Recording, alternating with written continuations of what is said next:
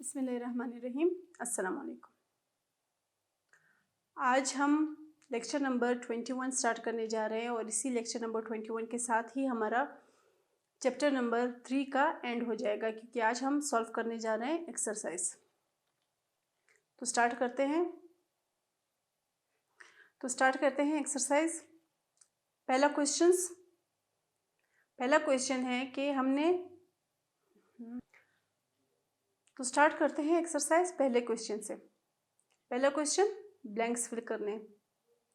पहली स्टेटमेंट क्या है कि ट्राइड्स जो है वो किसने प्रपोज की थी? तो ट्राइड्स जो है वो डोब्रिनर ने,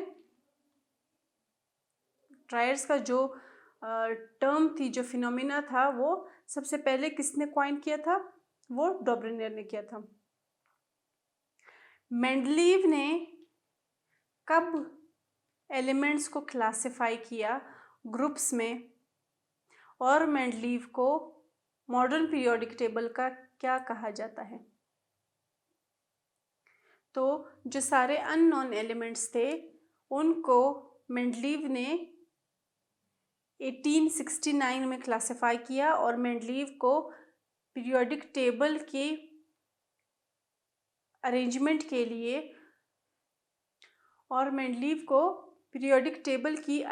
के लिए ही father of modern periodic table कहा जाता है, क्योंकि सबसे ज़्यादा कंट्रीब्यूशन जो थी वो मेंडलीव की ही थी।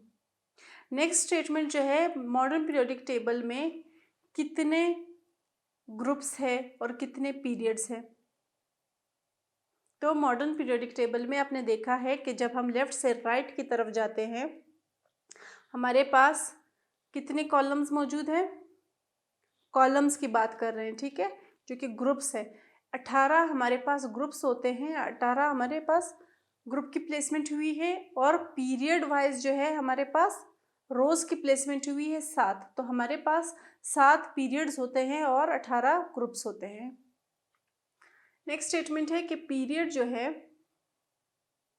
नंबर 4 है कि पीरियड की प्लेसमेंट कहाँ पे हुई है? तो पीरियड अभी हमने डिस्कस किया कि पीरियड जो है वो रो में प्लेस किए जाते हैं, जबकि ग्रुप्स जो है वो कॉलम्स में प्लेस किए जाते हैं। तो 4th जो ब्लैंक है उसमें रो आ जाएगा। फिर कह रहे हैं कि हेलोजेंस जो है वो कौन सा ग्रुप कॉन्स्टिट्यूट कर रहे हैं, यानी कौन से ग्रुप में हेलोजेंस को प्लेस किया गया है? तो लास्ट जो ग्रुप है 18th ग्रुप, वो तो नोबल गैसेस का है। नोबल गैसेस के बिल्कुल साथ अगला जो ग्रुप है 17th ग्रुप, वहाँ पे हेलोजेंस की प्लेसमेंट हुई है। तो हेलोजेंस जो है वो 17th ग्रुप में होते हैं। फिर ये कह रहे हैं कि इलेक्ट्रोनेगेटिविटी का कॉन्सेप्ट जो था वो किसने दिया था? वो लिनस पॉलिंग ने दिया था। इलेक्ट्रोनेगेटिविटी की जो वैल्यूज थी वो भी इन्होंने ही कैलकुलेट की थी, ठीक है। फिर smaller atoms have dash ionisation energy.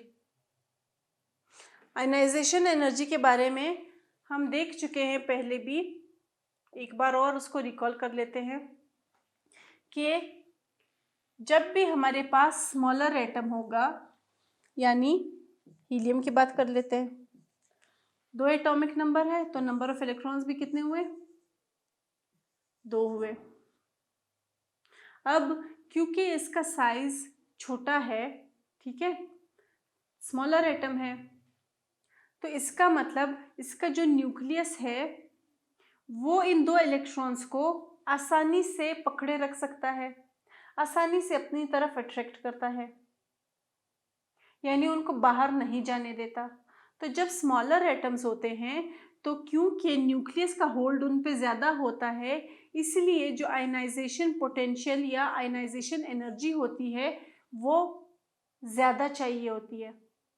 जितना इलेक्ट्रॉन न्यूक्लियस से दूर होगा उतनी ज़्यादा आसानी से वो इलेक्ट्रॉन रिमूव होगा, उतनी ही आयनाइजेशन पोटेंशियल कम होगी।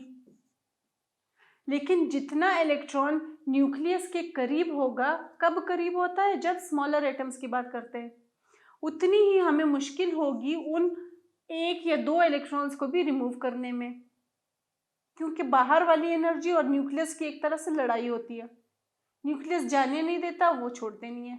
तो इसलिए आयनाइजेशन पोटेंशियल जो है वो ज़्यादा चाहिए होगी कौन से एटम्स में, स्मॉलर एटम्स में। नेक्स्ट है कि डी ब्लॉक एलिमेंट्स को हम ट्रांजिशन एलिमेंट्स भी कहते हैं। हमने पीछे डिस्कस किया था कि ग्रुप्स के अपने अपने नाम हैं, जैसे अभी हमने पिछले ब्लैंक में डिस्कस किया कि हेलोजेंस 17th ग्रुप है, उसको नाम दिया गया है हेलोजेंस। इसी तरह से जो डी ब्लॉक के सारे एलिमेंट्स हैं उनको नाम दिया गया है ट्रांजिशन एलिमेंट्स का। कुछ ग्रुप्स को फैमिलीज़ का नाम दिया गया है, यानी जो उनका फेमस और पहला जो एलिमेंट होता है उसी की बेस्ड पे उसको carbon family, oxygen family, nitrogen family कह दिया जाता है। पहले ग्रुप को मेटल्स कह देते हैं, अल्कलाइन अर्थ मेटल्स भी होते हैं। तो ये जो डी ब्लॉक एलिमेंट्स है उनको नाम दिया गया ट्रांजिशन एलिमेंट्स का। नेक्स्ट क्या है कि साइज ऑफ एटम जो है वो पीरियड में डिक्रीज होगा या इंक्रीज होगा। साइज और न्यूक्लियर चार्ज का रिलेशन जो है वो इनवर्स रिलेशन है। न्यूक्लियर चार्ज जो है वो इनवर्सली प्रोपोर्शनल है साइज के, ठीक है, एटॉमिक साइज के। कैसे? जब हम ऊपर से नीचे की तरफ आते हैं तब तो ये होता है कि इलेक्ट्रॉन्स की तादाद बढ़ती है और इलेक्ट्रॉन्स के लिए नए नए शेल आते जाते हैं। तो इसलिए न्यूक्लियस से इलेक्ट्रॉन दूर होते जाते हैं, मज़ीद नए शेल्स की एडिशन होती जाती है, तो एटम जो है वो ऑब्वियसली बड़ा होता जाता है, उतना ही उसका सर्कल बढ़ता जाता है। जब हम पीरियड में आते हैं लेफ्ट से राइट की तरफ, तब हम क्या करते हैं, पीरियड में जो है न्यूक्लियर चार्ज का होल्ड बहुत ज़्यादा है, ये बात याद रखिएगा। पीरियड में न्यूक्लियर चार्ज किसी को जाने नहीं देता। तो पीरियड में जब हम आते हैं तब एटॉमिक साइज जो है वो डिक्रीज होता जाता है। वजह क्या है? वजह ये है कि हम यहाँ से अगर लिथियम को देख ले तो लिथियम का एटॉमिक नंबर होता है 3, बेरिलियम का 4 है, बोरॉन का 5 है, कार्बन का 6, ठीक है, नाइट्रोजन का 7। तो ये जो एटॉमिक नंबर्स है ये क्या हो रहा है, इंक्रीज हो रहे हैं। अब जितने नंबर ऑफ प्रोटॉन्स इंक्रीज होंगे इसका मतलब न्यूक्लियर चार्ज जो है वो भी उतना ही ज़्यादा इंक्रीज होगा। नंबर ऑफ प्रोटॉन्स ज़्यादा होंगे तो न्यूक्लियर चार्ज भी ज़्यादा होगा। अब जब न्यूक्लियर चार्ज ज़्यादा होगा तो यहाँ पे आपको याद होगा कि हमने कहा था कि पीरियड में नंबर ऑफ शेल्स जो है वो लेफ्ट से लेके आखिरी एलिमेंट तक एक ही रहता है। यानी अगर मैं इस ग्रुप 2 की बात कर रही हूँ तो इसमें शेल्स कितने होते हैं, सिर्फ 2 होते हैं, के और एल शेल होगा सारे के सारे एलिमेंट्स के लिए जो कि इस पीरियड में मौजूद है। तो क्योंकि शेल चेंज नहीं हो रहा और इलेक्ट्रॉन्स जो है वो यहीं पे सारे जमा होते जा रहे हैं आखिरी शेल में जो कि एक ही शेल है, तो क्या हो रहा है कि इन सारे इलेक्ट्रॉन्स को किस चीज़ का सामना करना पड़ रहा है, न्यूक्लियस के चार्ज का सामना करना पड़ रहा है, न्यूक्लियस की अट्रैक्शन का सामना करना पड़ रहा है। तो इस अट्रैक्शन की वजह से जब हम अलोंग द ग्रुप आते हैं तो ये जो साइज होता है वो श्रिंक हो जाता है। वजह क्या है कि इलेक्ट्रॉन्स तो इंक्रीज होते जा रहे हैं लेकिन इलेक्ट्रॉन्स को शेल ही नहीं मिल रहा, क्योंकि पीरियड में शेल एक ही होता है। मतलब अगर हम सेकंड पीरियड की बात कर रहे हैं तो इसका मतलब उसमें 2 शेल्स है सिर्फ, तीसरे पीरियड की बात करेंगे तो सिर्फ 3 शेल्स होंगे, लेकिन इलेक्ट्रॉन्स की तादाद बढ़ती जाती है तो वो आखिरी शेल में जमा होते जाते हैं। तो आखिरी शेल में जमा होने की वजह से न्यूक्लियर जो चार्ज है वो उस पर अपना इफेक्ट ज़्यादा दिखा देता है, जिसकी वजह से एटॉमिक साइज डिक्रीज हो जाता है। तो the size of atoms decrease in the period from left to right. फिर नोबल गैसेस कौन से ग्रुप में आते हैं, 18th ग्रुप में, जिसको हम इनर्ट गैस, का पुराना नाम इनर्ट गैसेस भी था। ये हो गए ब्लैंक्स सॉल्व। फिर चलते हैं एमसीक्यूज पे, चूज द करेक्ट आंसर्स। पहला है कि किसी भी ग्रुप में एलिमेंट्स जो है उनकी सेम फिजिकल प्रॉपर्टीज़ होंगी, केमिकल प्रॉपर्टीज़ होंगी, फिजिकल और केमिकल दोनों प्रॉपर्टीज सेम होंगी या फिर कोई भी प्रॉपर्टी सेम नहीं होगी। देखिए अगर इनको ग्रुप्स में प्लेस किया गया है या किसी चीज़ को पीरियड्स में प्लेस किया गया है तो इसका मतलब कुछ ना कुछ तो सेम होगा। तो ये जो डी ऑप्शन है इसको तो सिरे से हटा दे भाई, अगर कोई सिमिलैरिटी नहीं है तो हमें ज़रूरत क्या थी उनको एक साथ रखने की। इसका मतलब सिमिलैरिटी है। तो हम ये जो सारे ट्रेंड्स हमने देखे हैं ये सारे क्या है, ये केमिकल प्रॉपर्टीज़ है। तो जब ग्रुप्स में हम ट्रेंड्स की बात करते हैं तो इसका मतलब हम केमिकल प्रॉपर्टीज़ की बात कर रहे हैं, इसलिए यहाँ पे आंसर होगा केमिकल कैरेक्टर्स। ग्रुप 1 के मेंबर्स जो है उनको क्या कहा जाता है, अभी हमने बताया अल्कली मेटल्स कहा जाता है, ठीक है। ट्रांजिशन मेटल्स किसको कहा जाता है, डी ब्लॉक वाले को। नोबल गैसेस 18th ग्रुप को, और alkaline earth metals 2nd group को। तो बच कौन गया, फर्स्ट ग्रुप। तो फर्स्ट ग्रुप को अल्कली मेटल्स कहा जाता है। फिर ये कह रहे हैं कि ऑर्डिनरी टेम्परेचर और प्रेशर पे हाइड्रोजन लिक्विड स्टेट में एग्जिस्ट करता है, सॉलिड स्टेट में एग्जिस्ट करता है, या फिर प्लाज्मा में एग्जिस्ट करता है। तो हमें पता है कि हाइड्रोजन क्योंकि फ्री स्टेट में एग्जिस्ट नहीं करता, एटॉमिक फॉर्म में एग्जिस्ट नहीं करता, तो जब हाइड्रोजन जो है डाई एटॉमिक मॉलिक्यूल के फॉर्म में एग्जिस्ट करता है तो वो डाई एटॉमिक मॉलिक्यूल गैस का होता है, किसी लिक्विड या सॉलिड का नहीं, और प्लाज्मा का तो बिल्कुल भी नहीं। Periodicity is seen in the periodic table in periodicity of properties. ये पूरे चैप्टर में हम यही पढ़ते आ रहे थे। इलेक्ट्रोनेगेटिविटी हो गई, शील्डिंग इफेक्ट हो गया, इलेक्ट्रॉन एफिनिटी, एटॉमिक रेडियस, ठीक है।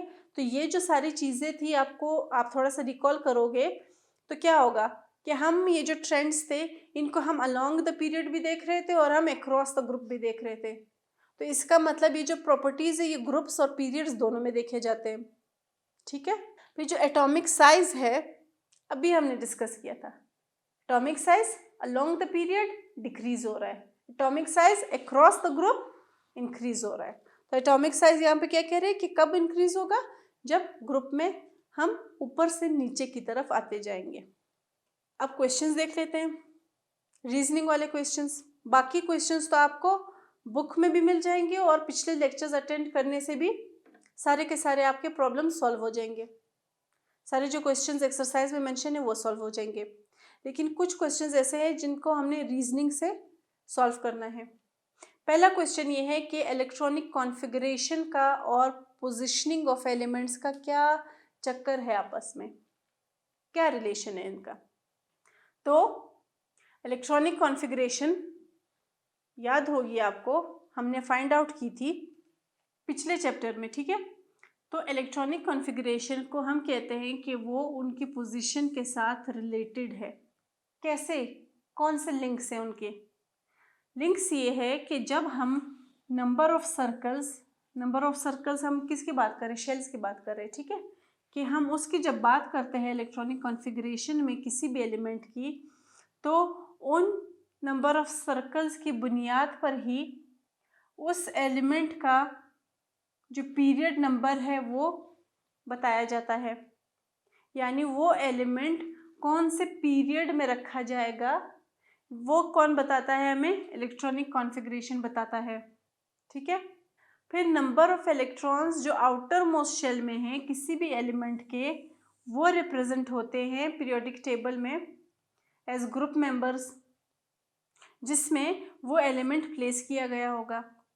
यहाँ पे क्या बात हो रही है, आसान अल्फाज में ये कह रहे हैं कि जैसे ग्रुप नंबर 1 है, ठीक है, ग्रुप नंबर 1 में जितने भी एलिमेंट्स हैं, जैसे हाइड्रोजन है, सोडियम है, पोटाशियम है, ठीक है, इसी तरह से आगे जाते हैं, ये जो सारे एलिमेंट्स ग्रुप नंबर 1 में प्लेस किए गए हैं, उन सारे एलिमेंट्स का जो आउटर मोस्ट शेल है वो भी, उसमें कितने इलेक्ट्रॉन्स होंगे, एक ही इलेक्ट्रॉन होगा, और एक ही इलेक्ट्रॉन इन सब में होगा आउटर मोस्ट में। इसी वजह से ये जो आउटर मोस्ट इसकी इलेक्ट्रॉनिक कॉन्फ़िगरेशन है उसने क्या हेल्प कर दी है, इस ग्रुप के नेमिंग में हेल्प कर दी है। तो हो गया ना लिंक, यानी ग्रुप के नेमिंग में हेल्प कर दी है, तो इसका मतलब एलिमेंट्स की पोजीशनिंग में हेल्प कर दी। इसी तरह जो ग्रुप नंबर 2 होगा उसके वैलेंस कितने इलेक्ट्रॉन्स होंगे, वैलेंस शेल होंगे 2 इलेक्ट्रॉन्स होंगे वैलेंस शेल में, तो उस ग्रुप को क्या नाम दिया गया है, 2 का। तो इसका मतलब 2 में जितने भी एलिमेंट्स हैं उनका जो वैलेंस शेल है उसमें वैलेंस इलेक्ट्रॉन की तादाद 2 ही होगी, इसीलिए उन सबको साथ ही एक ही ग्रुप में प्लेस किया गया है। फिर ये कह रहे हैं कि number of shells, number of electrons सारे शेल में किसी भी एलिमेंट के रिप्रेजेंट करते हैं किस चीज़ को? एलिमेंट के एटॉमिक नंबर को। यानी जो नंबर ऑफ इलेक्ट्रॉन्स है, ये जो इलेक्ट्रॉनिक कॉन्फ़िगरेशन हम फाइंड आउट करते थे, हम ये कहते आ रहे हैं कि एटॉमिक नंबर जो है वो इक्वल है नंबर ऑफ इलेक्ट्रॉन्स के। अब फर्ज करें हम इलेक्ट्रॉनिक कॉन्फ़िगरेशन देखते हैं सोडियम की, तो हमारे पास 1s में 2 इलेक्ट्रॉन्स आ जाते हैं, 2s में 2 इलेक्ट्रॉन्स आ जाते हैं, 2p में 6 इलेक्ट्रॉन्स आ जाते हैं और 3s में 1 इलेक्ट्रॉन आ जाता है। एक बात तो ये क्लियर हो गई, वैलेंस इलेक्ट्रॉन 1 तो ग्रुप नंबर 1 में है। दूसरी बात क्या क्लियर होगी कि ये जो नंबर ऑफ इलेक्ट्रॉन्स है ये कितने हैं? 11, और उतने ही क्या है? नंबर ऑफ प्रोटॉन्स है। तो ये जो किसी भी एलिमेंट के सारे शेल में कितने इलेक्ट्रॉन्स मौजूद है वो हमें बताता है कि उस एलिमेंट का एटॉमिक नंबर क्या होगा। इसीलिए हम कहते हैं कि नंबर ऑफ प्रोटॉन्स और नंबर ऑफ इलेक्ट्रॉन्स इक्वल होंगे। ठीक है जी, तो ये सारी पोजीशनिंग हमें बताते हैं। इसलिए हम कहते हैं कि इलेक्ट्रॉनिक कॉन्फ़िगरेशन का और पोजीशनिंग ऑफ एलिमेंट्स का रिलेशन आपस में है। यहाँ पे एग्जांपल अगेन वही सोडियम वाली दी हुई है, 2 इलेक्ट्रॉन्स हैं, 8 इलेक्ट्रॉन्स है। पीछे जो मैं बात कर रही थी, मैं सब शेल्स की बात कर रही थी।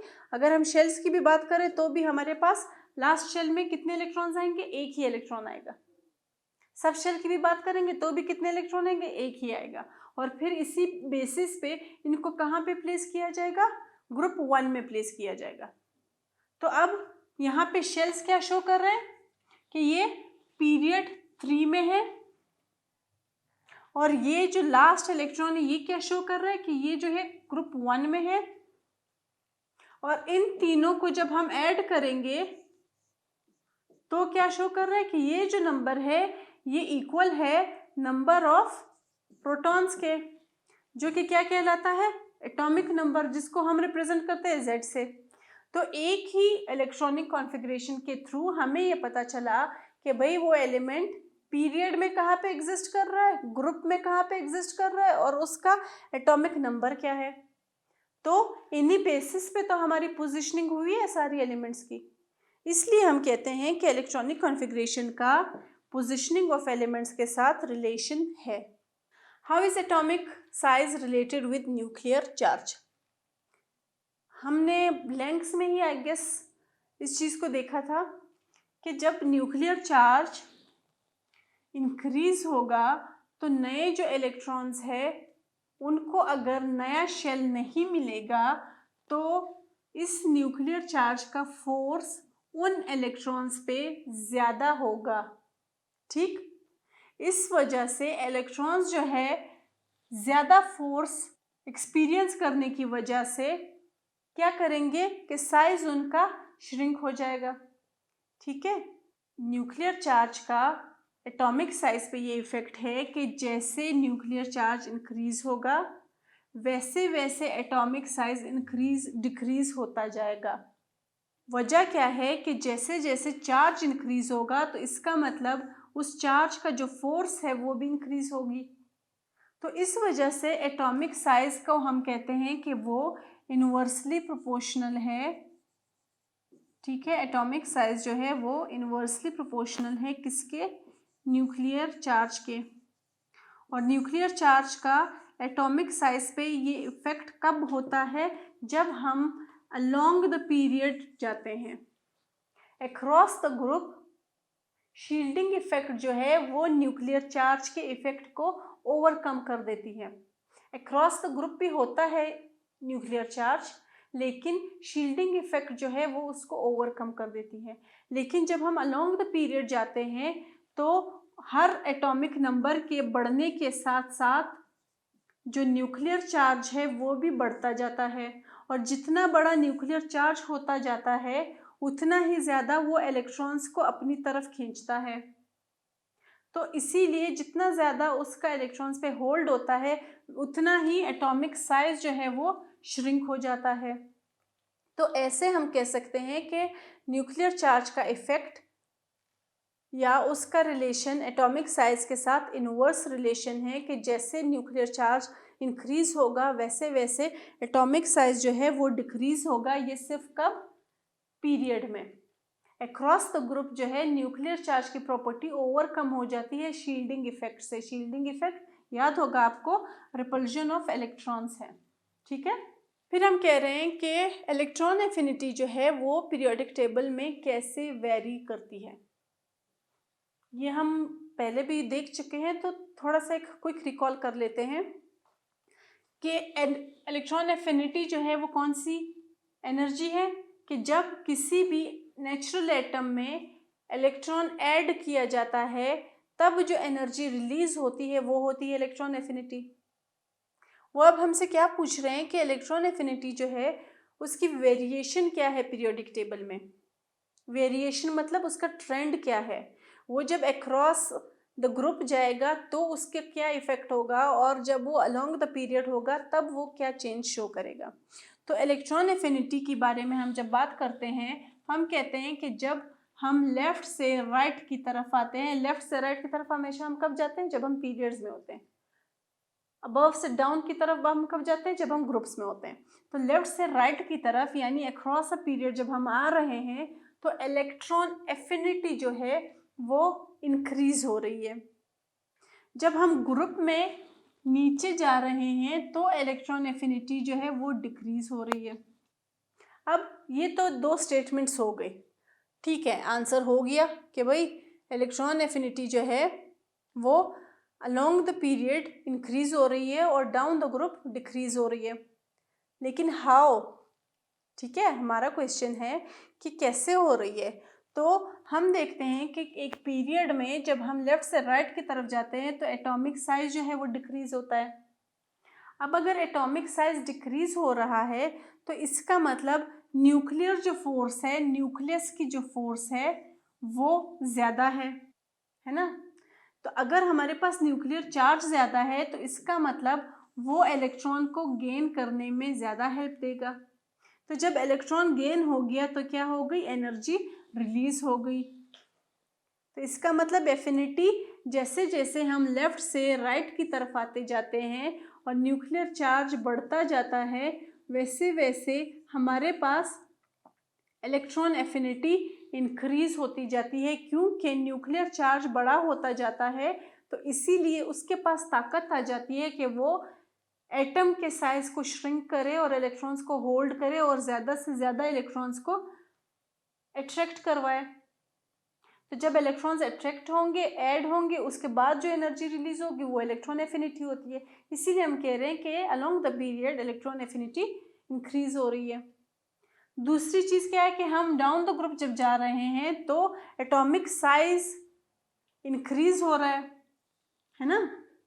एटॉमिक साइज इंक्रीज हो रहा है तो इसका मतलब जो इलेक्ट्रॉन गेन की वैल्यू है वो कम हो रही है। अब पीरियड में जब हम बात कर रहे थे तो इसका मतलब क्या था कि न्यूक्लियर चार्ज का होल्ड ज़्यादा था इसलिए वो हेल्प कर रहा था कि वो मज़ीद इलेक्ट्रॉन्स को गेन करें। तो इलेक्ट्रॉन्स गेन होंगे तो एनर्जी रिलीज होगी, तो इसका मतलब इलेक्ट्रॉन एफिनिटी इंक्रीज हो रही है। लेकिन जब हम डाउन द ग्रुप जाते हैं तो एटॉमिक साइज जो है वो इंक्रीज होता है। अभी हमने डिस्कस किया था कुछ देर पहले कि एटॉमिक साइज जब इंक्रीज होता है तब भी न्यूक्लियर चार्ज की प्रॉपर्टी होती है ग्रुप में भी, लेकिन उसको ओवरकम कौन सा फैक्टर करता है? शील्डिंग इफेक्ट का फैक्टर। तो शील्डिंग इफेक्ट जब एटॉमिक स्ट्रक्चर में होता है तब क्या होता है कि जो शेल्स है वो बढ़ते जाते हैं और जो न्यूक्लियस है और आउटर मोस्ट शेल के दरमियान डिस्टेंस बढ़ता जाता है।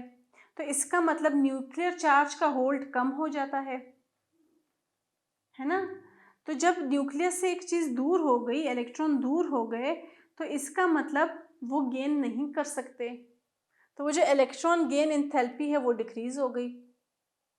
तो इसलिए हम कहते हैं कि डाउन द ग्रुप डिक्रीज हो रही है और अलोंग द पीरियड इंक्रीज हो रही है।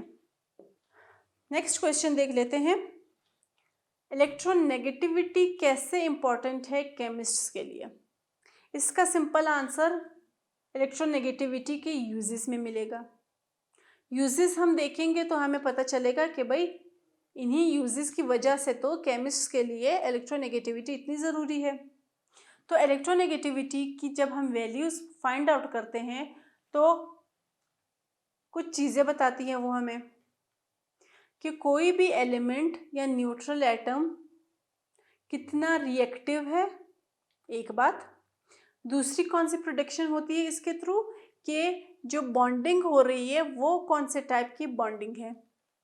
तो इसलिए हम कहते हैं, जैसे यहाँ पे हमें वैल्यू मेंशन की हुई है 4.0 की, जो कि है वैल्यू फ्लोरीन की, और फ्लोरीन के बारे में हम ये कहते हैं कि ये मोस्ट इलेक्ट्रोनेगेटिव एलिमेंट है। तो जितनी इलेक्ट्रोनेगेटिविटी की वैल्यू इंक्रीज होती जाती है उतनी ही ज़्यादा रिएक्टिविटी भी इंक्रीज होती जाती है। तो इस वैल्यू के थ्रू हम क्या फाइंड आउट कर सकते हैं कि किसी भी एलिमेंट की क्या रिएक्टिविटी है। वैल्यू कम होगी तो रिएक्टिविटी कम होगी, वैल्यू ज़्यादा होगी तो रिएक्टिविटी ज़्यादा होगी।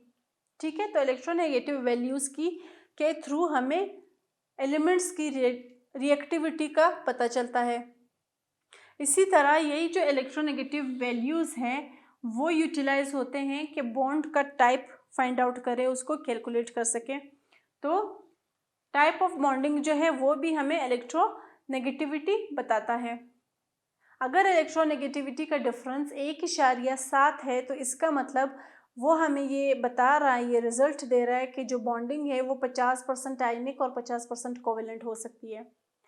अगर जो है वही वैल्यू 1.7 से बड़ी है तो इसका मतलब वो जो बॉन्ड है वो क्या है, आयनिक कैरेक्टर उसमें ज़्यादा इंक्रीज हो गया है।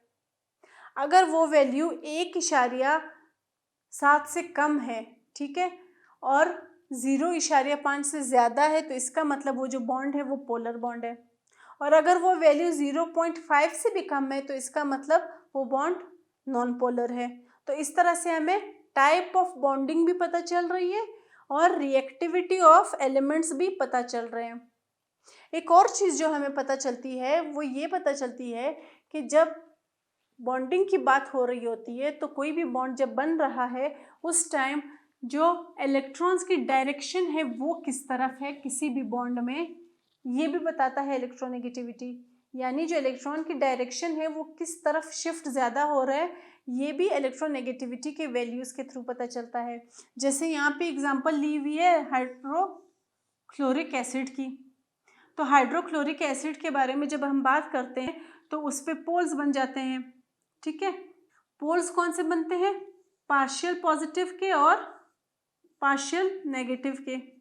यानी हाइड्रोजन जो है वो पार्शियली पॉजिटिव होता है और क्लोरीन जो है वो पार्शियली नेगेटिव होता है। तो अब इसके थ्रू हमें क्या पता चल रहा है कि इलेक्ट्रोनेगेटिविटी कहाँ पे ज़्यादा है, क्लोरीन में ज़्यादा है।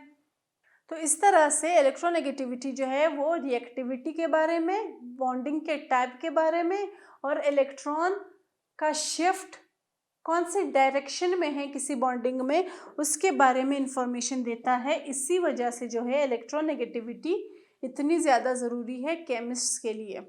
फिर हमने क्या डिस्कस करना है, इनर्टनेस ऑफ नोबल गैसेस। क्यों होती है इनर्टनेस ऑफ नोबल गैसेस?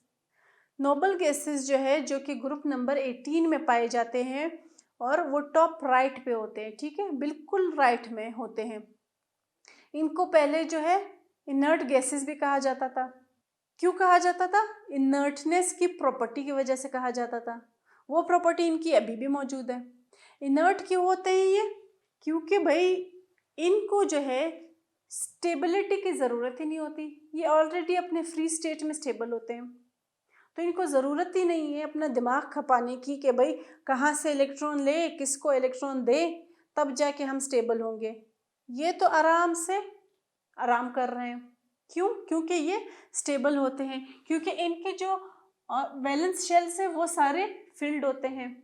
कौन से रूल के अकॉर्डिंग फिल होते हैं? ऑक्टेट्स के रूल के अकॉर्डिंग। यानी हर जो नोबल गैस है उसका जो एंड शेल होता है उसमें 8 इलेक्ट्रॉन्स पूरे आते हैं। तो जब उसके शेल्स ही कंप्लीट हो गए तो वो उसको एक्सट्रीमली नॉन रिएक्टिव बनाते हैं। जब शेल्स ही कंप्लीट है तो उनको क्या पड़ी है कि वो किसी से इलेक्ट्रॉन मांगे या वो इलेक्ट्रॉन दे। तो यही रीज़न है इनर्टनेस ऑफ नोबल गैसेस का कि जो आउटर मोस्ट शेल है उसमें नंबर ऑफ इलेक्ट्रॉन्स होती है 8। तो इसका मतलब उनकी outer most electronic configuration complete है, शेल फुली फिल्ड है, तो इसलिए उनको ज़रूरत ही नहीं है किसी के साथ रिएक्शन करने की। तो क्योंकि वो स्टेबल है इसीलिए वो केमिकली इनर्ट है, इसीलिए वो नॉन रिएक्टिव है। ठीक है जी, तो ये हो गई हमारी एक्सरसाइज सॉल्व। आई होप यहाँ तक आपको क्लियर हो गया होगा। Thank you.